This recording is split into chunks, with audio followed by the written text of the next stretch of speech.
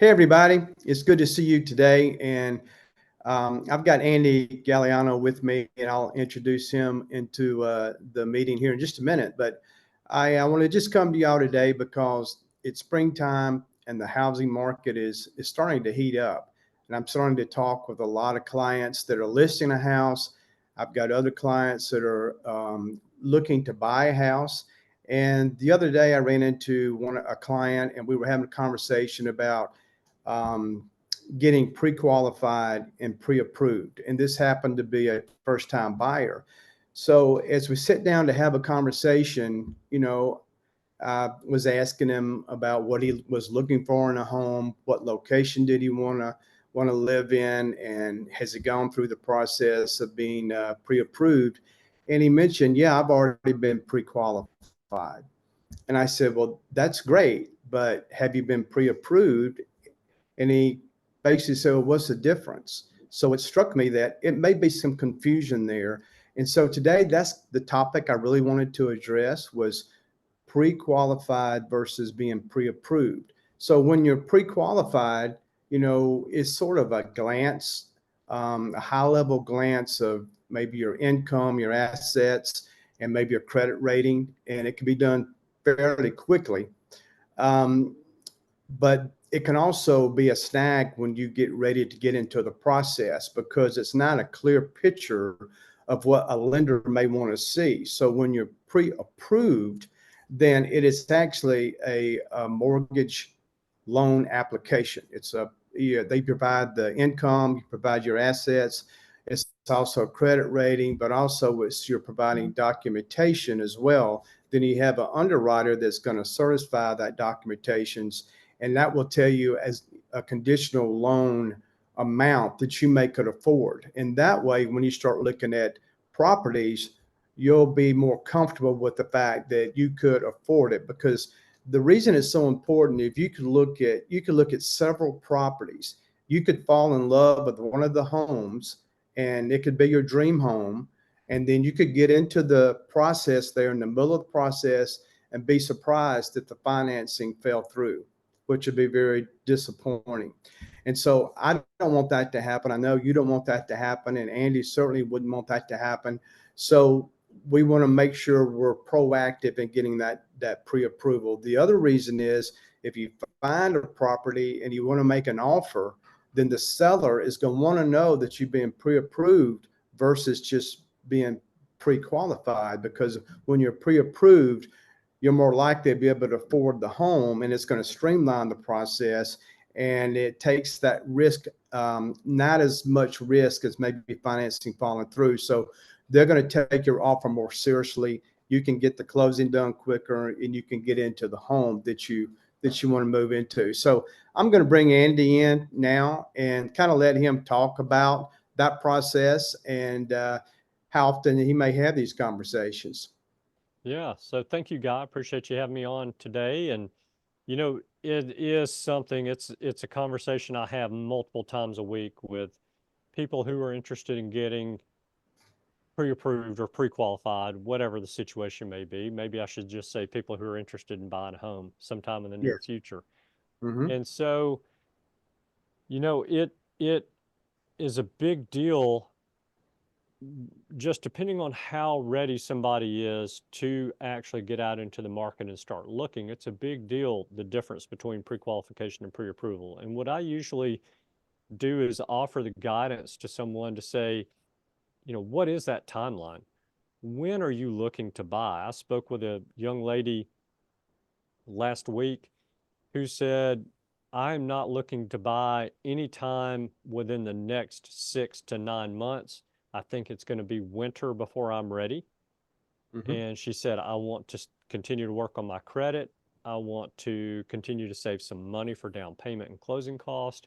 And it's going to be about that long before I'm ready. So what I did for her was a pre-qualification.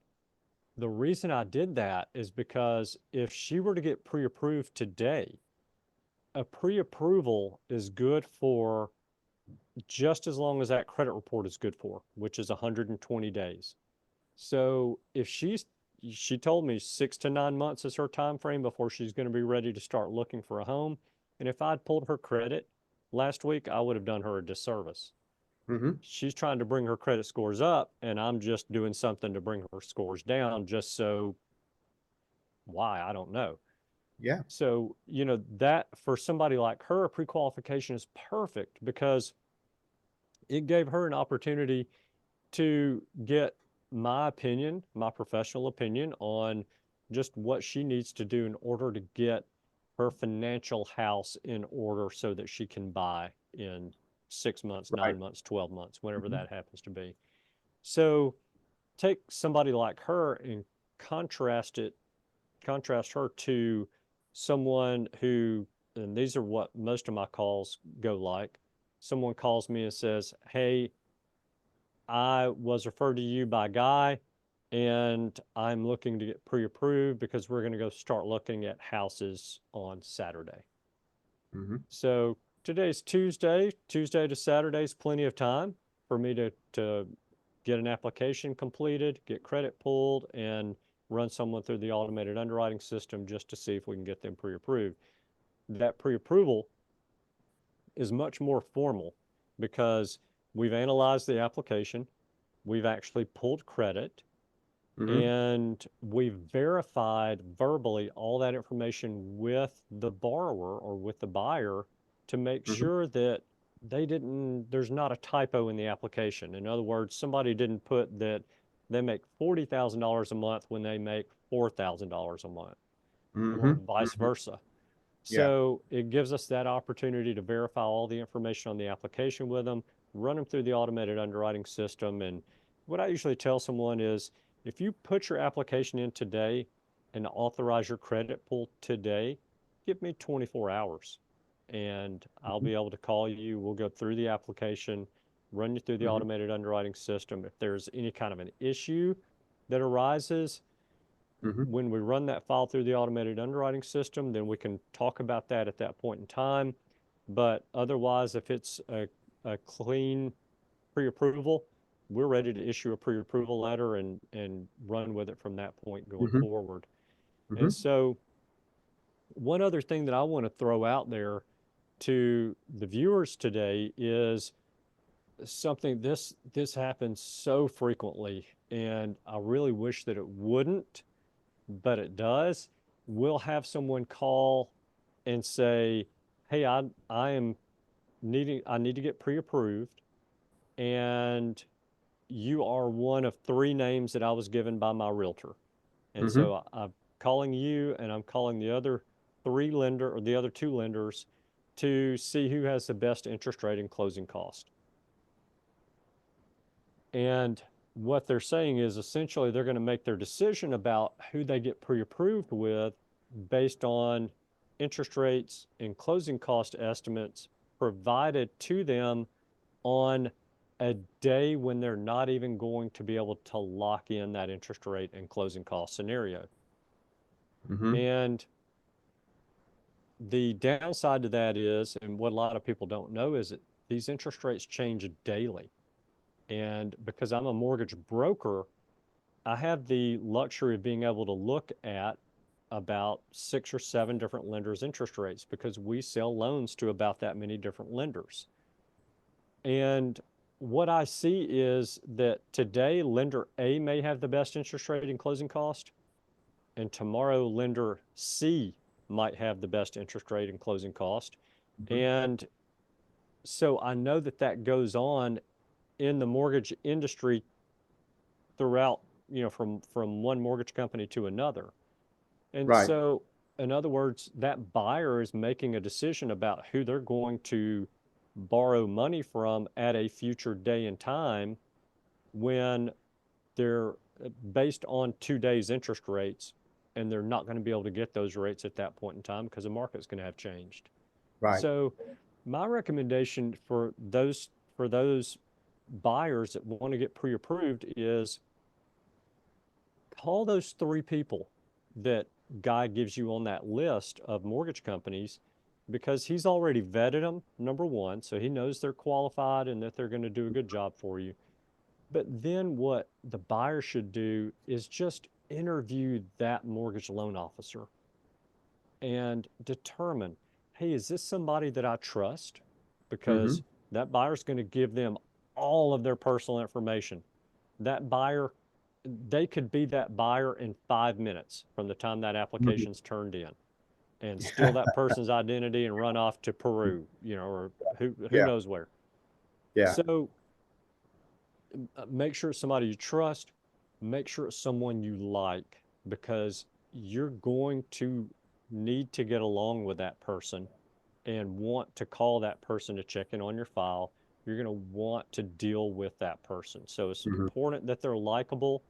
It's important that you trust them. It's important that there's a rapport there. So use those criteria to make that decision about, hey, I'm going to use Andy over company B because I like his beard, or yeah, whatever it happens to be. yeah, But yeah. so that's just extremely important. Don't make a decision today based on an interest rate and closing cost scenario that you cannot get tomorrow. And Exactly. And I think those are great points. And that's the reason they need to do business with someone that they know they can trust and is going to be transparent, because it's changing daily, and you're getting ready to make one of the most expensive investments of your life. And so you need to make sure that you're getting someone that you can trust. And I think a key to it all is communication. So you can trust that I'm going to get communication. If I have questions, they're going to get back with me, they're going to respond. I'm not going to be left in the dark. So right. those are great. That's a great advice for anybody getting ready to go on that journey of trying to find that dream home. Yeah. So that's what I wanted to talk about today. I wanted to make sure that everybody understood how important it is to get pre-approved versus just getting pre-qualified. But I like the fact that you brought up the point that timing of when you want to do something has a lot to do with it as well. Because if it's just going to be, in a week, then yeah, you need to get started. If it's going to be 6 to 9 months, you may want to get pre-qualified to kind of get an indicator where you are and what you need to be working on. So Right. that's great advice, Andy, that you gave. Anything else before we wrap up that you want to share? Yeah, I'll just talk for just another minute about the market and interest rates if I that's good think it's with you. great. Yeah, I think everybody, as I mentioned, the springtime is the season, and I've already started to have a lot more activity of people starting to understand. Okay, is this the time that I need to be listing or looking for a house, because the interest rates went up, and now they're kind of stabilizing, and then the housing inventory, isn't that big, and they're waiting to see what's going to happen with that. So if you could Yeah. touch on those 2 points, that would be very helpful. Yeah, I'd be glad to. So interest rates have been on a little bit of an uptrend here lately. And, you know, I think that there was so much hype in the press, what, 4 months ago, 3 months ago, 5 months ago, somewhere in that neighborhood, regarding the Federal Reserve saying, hey, we think we're going to lower interest rates 3 times in 2024. And as of right now, even though we've been getting a lot more very strong economic data releases over the past few months and strong inflation data releases over the last several months, even though that's going on, the Federal Reserve is still saying we expect to lower interest rates 3 times at the end of 2024. Now, when the Federal Reserve came out and said that late last year, a lot of the talking heads, a lot of the economists out there said, hey, we think there's going to be 6 interest rate decreases, Mm, and we think it's going to start in March, or whatever their prediction was. Well, why I don't understand why they would try to outthink the Federal Reserve when the Federal Reserve is telling you what they're going to do. mhm, But here we are. The every single month that goes by, these people that thought there were going to be 6 decreases or 5 decreases or 4 decreases are being proved wrong.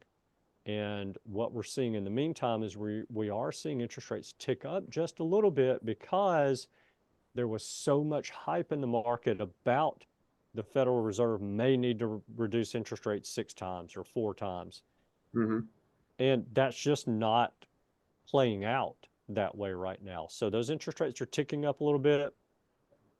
I do think that they're going to come down a little bit towards the end of the year, but I'm going to say this, and this is what I know about interest rates to be true. The only thing I know about interest rates that is true. Nobody knows what they're going to do. Mm-hmm. Nobody Yep. knows. But I will just about bet you that I know what home prices are going to do because the inventory is so low. Mm-hmm. I believe home prices are going to go up.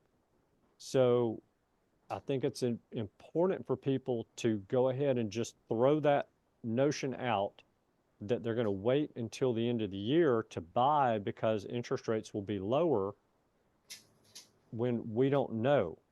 And the other part of it is, yes, interest rates may come down, but if home prices go up, your payment may end up being the same, if not higher, than it would Mm-hmm. have been if you bought today at a higher rate and a lower real estate price. Mm-hmm. So those are all things to kind of think about and, you know, wrap your head around if you're thinking of buying a home and get comfortable with it. Because if you buy at today's prices and today's interest rates, and the interest rates go down towards the end of the year or go down sometime next year, you can always come back in and refinance, given your credit's still in good shape, you're still employed, you've still got some Mm-hmm. equity in your home and that kind of thing. You can always refinance. So, you know, I would just say if you're financially ready and you're mentally ready to buy, to become a homeowner, buy today. Buy today. There's no better time than today to do it. Yeah. Well, thank you, Andy. And I see that people are starting to realize that. I've heard two things. One about the interest rates, but also believing that pricing of the housing market's going to come down. And that's just absolutely is not going to happen. So uh, if you wait, then, you don't know what's going to happen with the interest rate, but you can almost bet that housing is not coming down. The prices are going up. So if you are Yeah. ready to do something, reach out to me if you have questions. If you just want to have a consultation with me and just talk, I would be glad to understand your situation and help you any way I can. My number is 205-834-2300. And also, I'll let Andy give you his contact information as well. Andy, you want to share your phone number? Yeah, I'll be glad to. It's 205-979-4412, and I'm at extension 1, and I'm happy to help. And, you know, just to have a conversation is free. So don't worry about any of that. Give me a call, ask away. You have questions, I've got answers. So be glad to help. Yeah, and so that's great advice. If you have anything, if you're just thinking about it, just thinking about doing something in the next few months, but you've got questions about anything, just reach out to me or Andy or both of us. We'll make sure that you get what you need. Appreciate your time. Appreciate you listening to us today, and I hope everybody has a great rest of the day. Bye bye. Bye, Thanks, everybody. Andy. Appreciate it. Thank you, Guy.